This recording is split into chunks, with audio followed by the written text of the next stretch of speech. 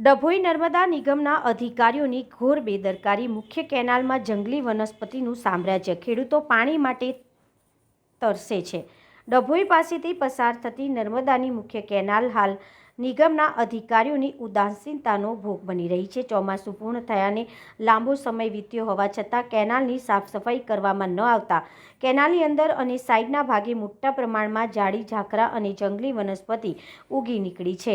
આ ગંભીર બેદરકારીના કારણે આગામી સમયમાં કેનાલના સ્ટ્રક્ચરને મોટું નુકસાન થવાની ભીતિ સેવાઈ રહી છે। જે કેનાલના અસ્તિત્વ માટે જોખમ, સ્લેબમાં પડી શકે છે તિરાડો। હાલ નર્મદા કેનાલના ભૈલા સાઇટ પરથી પરિસ્થિતિ અત્યંત વિકટ છે। કેનાલની આસપાસ જંગલી ઝાડનું સામ્રાજ્ય ફેલાઈ ગયું છે। નિષ્ણાતો અને સ્થાનિકોના જણાવ્યા અનુસાર મૂળિયાનું જોખમ, આ જંગલી ઝાડોના મૂળિયા કેનાલ અને સિમેન્ટના સ્લેબ સુધી પહોંચી રહ્યા છે। જો વહેલી તકે આ ઝાડો દૂર કરવામાં નહીં આવે તો મૂળિયા સ્લેબને ફાડી નાખશે, જેનાથી કરોડોના ખર્ચે બનેલી કેનાલમાં ભંગાણ પડી શકે છે।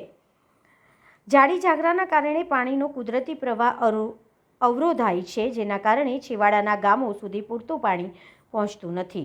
ખેડૂતોમાં રોષ, એસી ઓફિસો છોડી બહાર આવી અધિકારીઓ એક તરફ સરકાર ખેડૂતોને સિંચાઈ માટે પૂરતું પાણી આપવાના દાવા કરે છે તો બીજી તરફ વહીવટીતંત્રની આળસના કારણે ખેડૂતો સુધી પાણી પહોંચાડતી નહેર જર્જરિત થઈ ગઈ છે। જો કેનાલના સ્લેબને નુકસાન થશે તો તેની જવાબદારી કોણ લેશે? હવે જોવાનું એ રહે છે કે અહેવાલ બાદ નર્મદા નિગમના અધિકારીઓ કુંભકર્ણની નિંદ્રામાંથી જાગીને કામગીરી શરૂ કરે છે।